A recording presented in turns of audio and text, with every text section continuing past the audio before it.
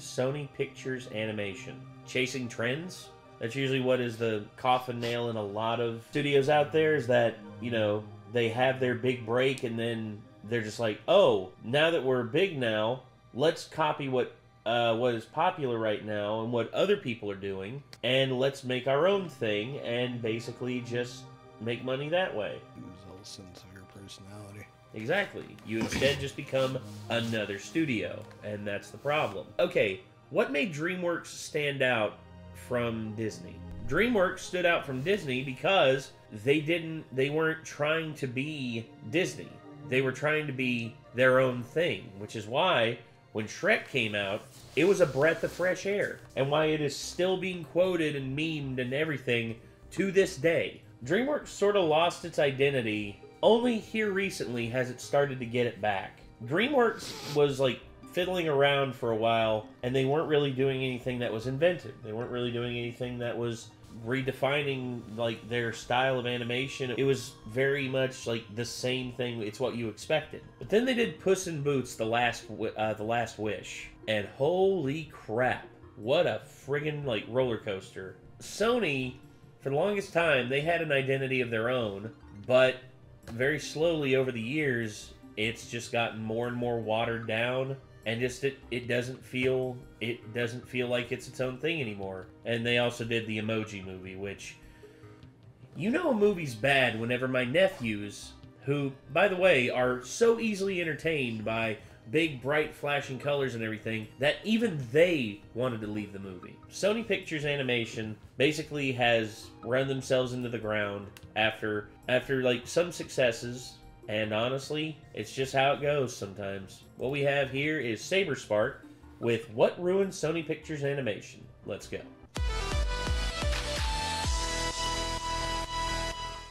Sony Pictures Animation, a studio that has been making headlines as of late, but not for the right reasons. It started with a 0% on Rotten Tomatoes, but is starting to slowly climb up to a higher percentage. But does it deserve something like 0% positive reviews?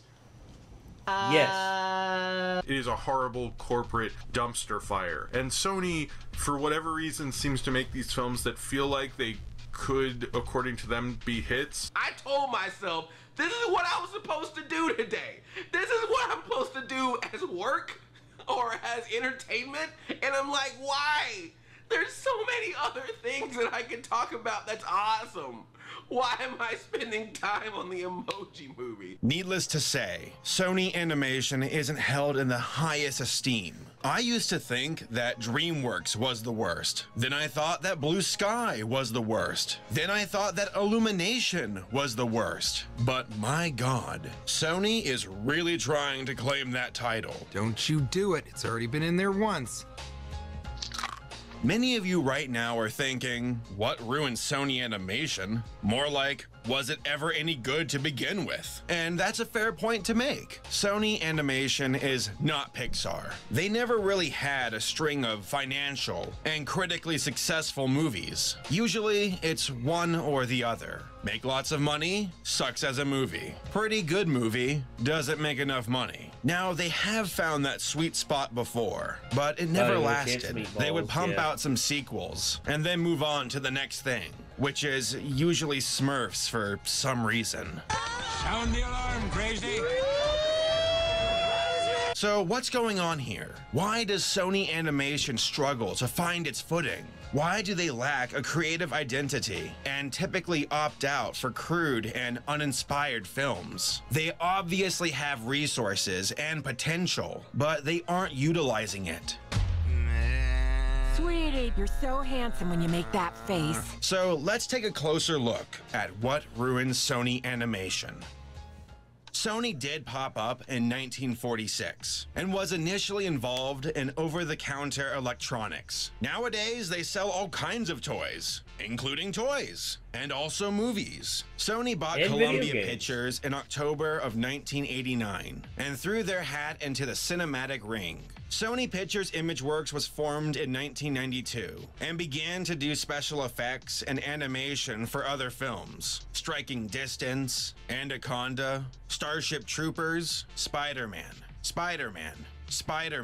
But the movie that gave Sony confidence in starting their own animation studio was Stuart Little 1 and 2. Sony Pictures Imageworks then made 2 animated shorts, The Chub Chubs and Early Bloomer. Both of them were praised, and soon after, Sony Pictures Animation was launched in May of 2003. They had some ideas lined up, and the first one to surface was Open Season. It arrived in September of 2006. It's about a bear and a deer who are lost in a forest and are trying to find their way back home. It cost $85 million to make and grossed over $200 million, so it was a financial success. It also had some straight-to-video releases, but was it good? Not really. It was silly. Not really. But hey, the video game was good.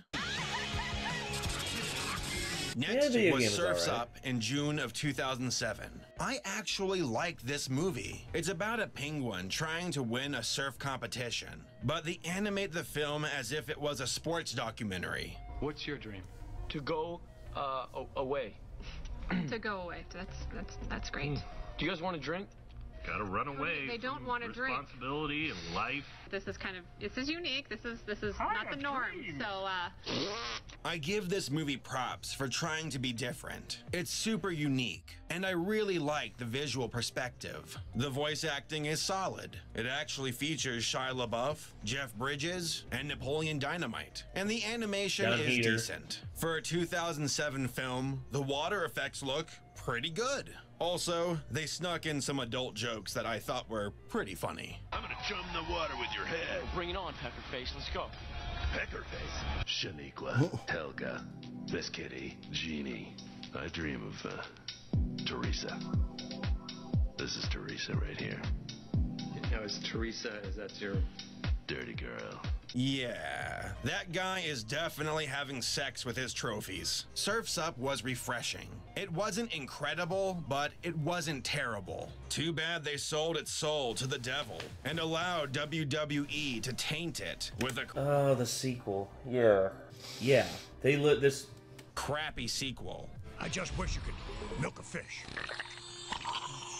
Following Surf's Up was Cloudy with a Chance of Meatballs in 2009. I loved this movie. Pixar and DreamWorks have done some great work with their visuals, but I will say this though, Sony here recently with the Miles Morales Spider-Man movies, you know, the Spider-Verse movies, like that's basically been their crowning achievement. Cloudy embraced the cartooniness of, well, cartoons, which led to some incredible faces and fluid movement.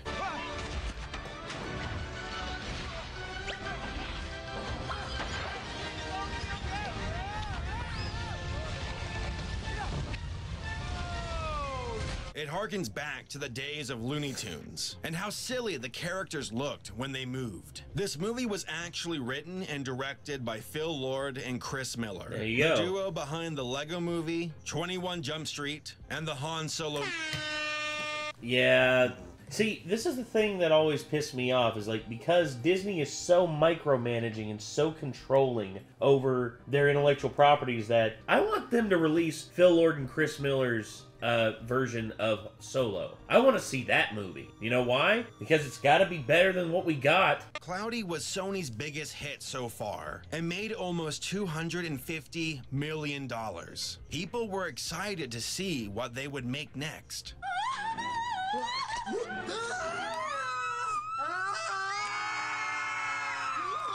Also, Jayma Mays. I've met her. She's from Grundy. She's cool. God damn it. So the Smurfs movie.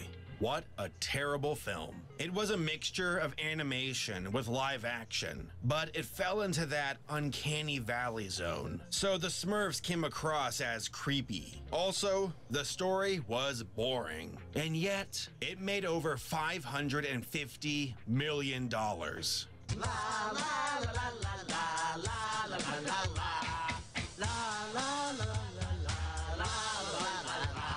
Kill me!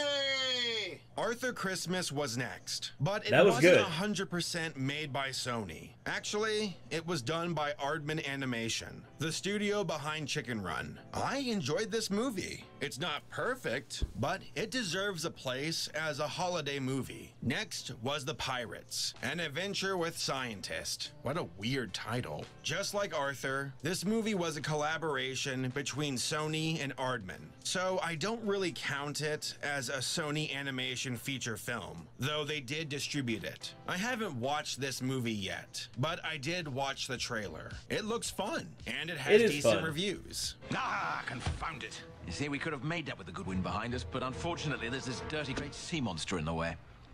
I think they just add those onto maps for decoration, Captain.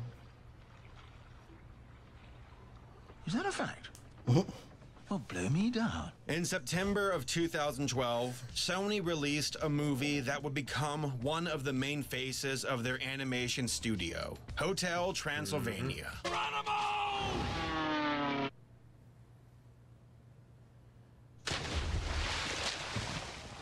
Now, this movie was stuck in production since 2006 and was bounced back and forth between director and director. Genndy Tartakovsky, the guy behind Dexter's Lab and Samurai Jack, And took Primal. over and had a clear vision for it. He rewrote the script and said, "I took all the aesthetics I like from 2D and applied them here. I don't want to do animation to mimic reality. I want to push reality. I want it to have an imprint so you go, well, only Genndy can make this. It's hard, especially with CG, but I feel that there's a lot of moments that feel that they're very me. So hopefully it'll feel different enough that it has a signature to it." And Genndy was absolutely right. Visually, he owned this movie and gave it a unique style with its cartoony movements. Now, the story for the movie is all right, but the animation steals the show.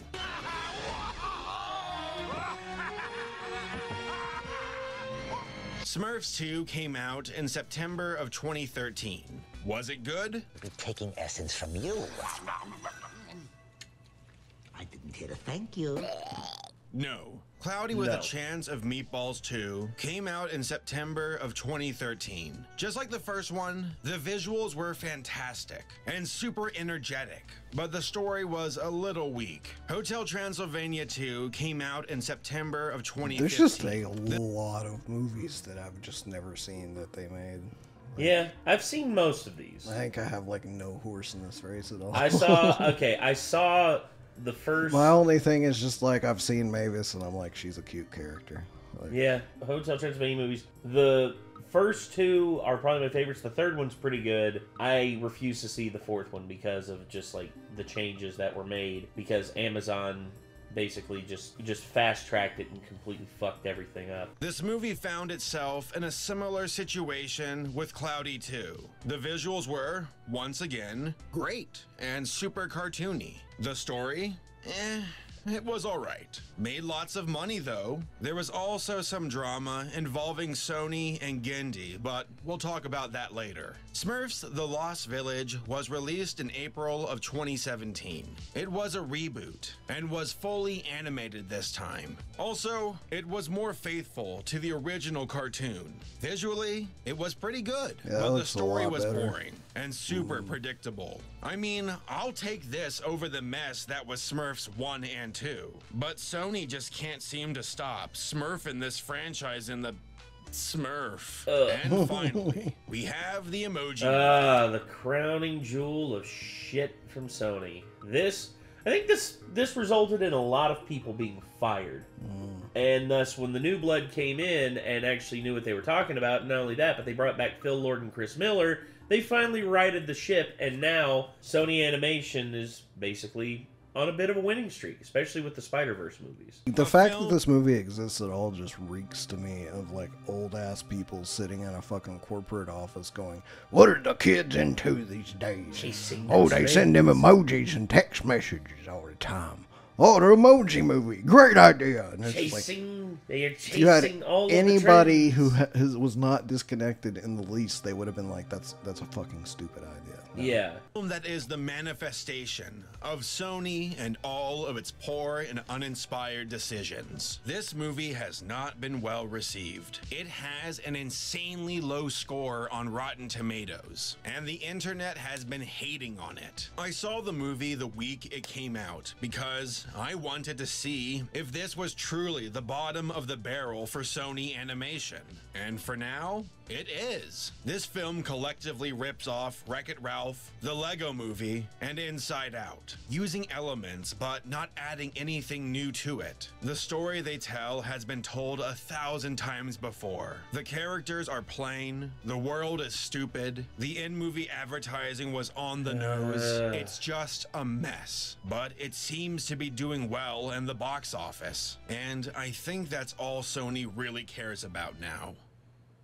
At the start of this video, I asked the question, what ruined Sony Animation? I also asked, was Sony Animation ever good to begin with? I feel that I can answer both questions. In order to do that, we need to address an event that happened a few years ago, the Sony hack. In November of 2014, some hackers leaked information about the film studio at Sony. This contained confidential material and plenty of private emails. There was a lot of information from these hacks, but we are going to focus on the animation info. It was revealed that Sony was trying to turn things around at their animation studio, to find people and form a group that could spearhead Sony Animation in the way that Pixar did with its own directors. Sony was aiming at Lord and Miller, the guys behind Cloudy with a Chance of Meatballs, and the recent Lego Movie. Studio heads Amy Pascal and Michael Linton had a strong desire to bring them on board. But it turned out that Lord and Miller were not confident in Sony and the reputation that they had as a studio.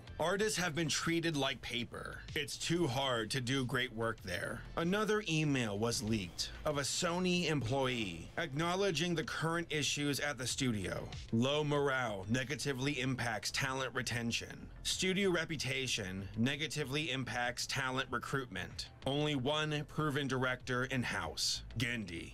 SPA no longer has the competitive edge it had before. ImageWorks moving to Vancouver also impacts the competitive edge that came from being based in LA. Limited financial success compared with other animated titles. What are the drivers of this? Quality, originality, marketing, dating, limited number of active projects and franchises. Cloudy, Hotel, Smurfs, and Popeye. Does the relationship with ImageWorks help or hinder SPA? It was also implied through the emails that the top officials at Sony were unaware of the reputation amongst people in the industry and how bad their situation had become. Lord also said in the email, what's not measured by who left is who never came because the reputation was so bad. Pascal and her colleagues were realizing how far Sony Animation had fallen, and that the unchecked pursuit of short-term profit will ultimately do these companies more harm than good. Exactly. There's also the issue with Sony and how it treated Genndy, the director of the Hotel Transylvania movies. From what I gather, Sony was willing to give Genndy a chance to show off what he could do with Popeye, and he created an amazing short. Don't worry, Miss Oil. I'll save you. Save me? Who's gonna save you? I'll be right with you. But for some reason, Sony shot it down and never did anything with it. Genndy is working with Sony on the third Hotel Transylvania movie, and something called Can You Imagine? But we have to wait and see what happens with that. And it never came out. As far as I know, anyway. The third Hotel Transylvania did, I think. No, it did. Yeah, third Hotel Transylvania did come out, and it was pretty good. But the Can You Imagine movie never did. Did Genndy leave since then? Yes. I'm assuming, and that's why he he's actually done went, Primal since yeah, then. he went to Time Warner and he pitched Primal, and they basically gave him the green light on that. It still stands though. All of the great movies that Sony Animation accomplished came from the outside. Lord and Miller, Genndy, People who know that Sony isn't the best to work for. Despite the occasional momentum Sony Animation finds, they never really do anything with it. Just like DreamWorks, they lack an identity. And if they keep going down this road, they will just be known for making bad films. Movies that cater to the lowest common denominator. They lack the creative heart of Pixar or Disney, and bet their money on focus groups and movies that carry low risk but high rewards. The Emoji Movie was relatively cheap to make, and it's doing pretty good in the box office. If Sony believes that this is the way to go moving forward, then their studio will only cement their bad reputation.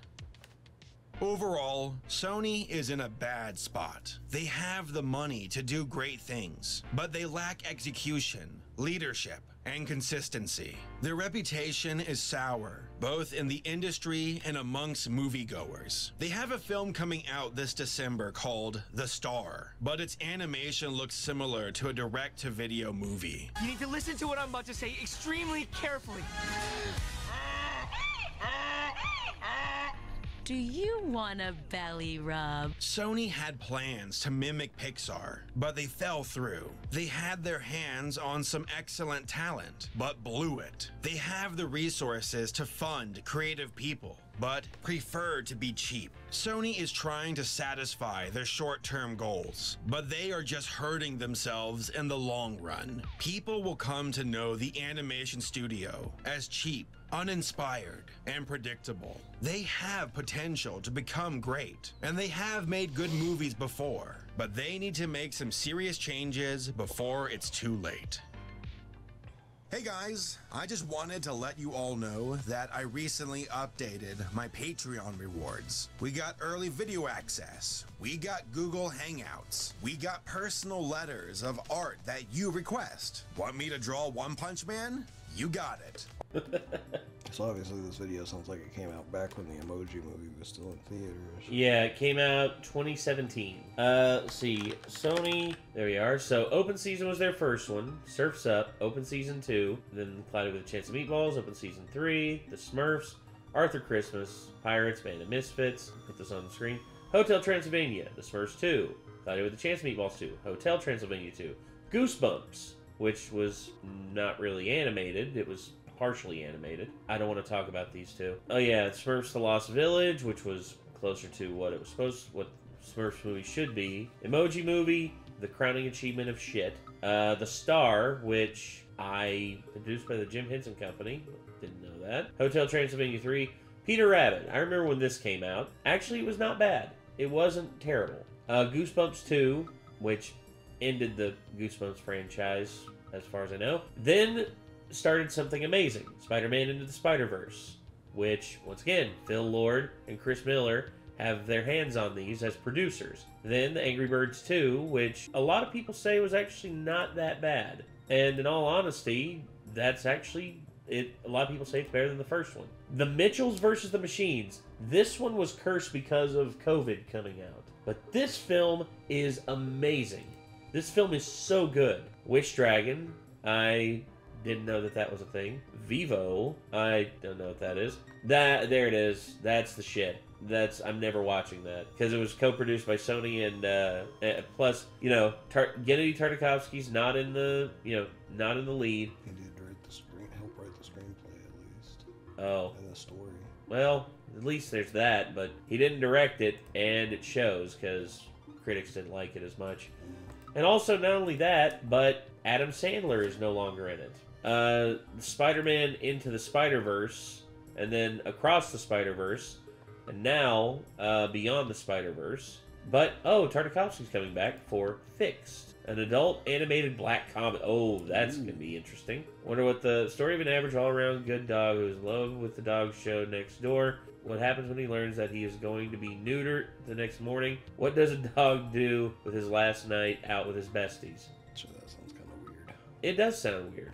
I don't know what to Cast think of. sounds interesting though. Adam Devine, yeah. Idris Elba, Catherine Hahn, Fred Armisen. Oh, I hope Fred Armisen does a better job voicing this character than he did freaking Cranky Kong. Real ace casting on that there, Illumination and Nintendo. And then Beyond the Spider-Verse, which they had to stop because of the labor disputes, but they got back to work and they're now working on it and trying to make it as quick as possible. Because here's the thing about Across the Spider-Verse, it made bank.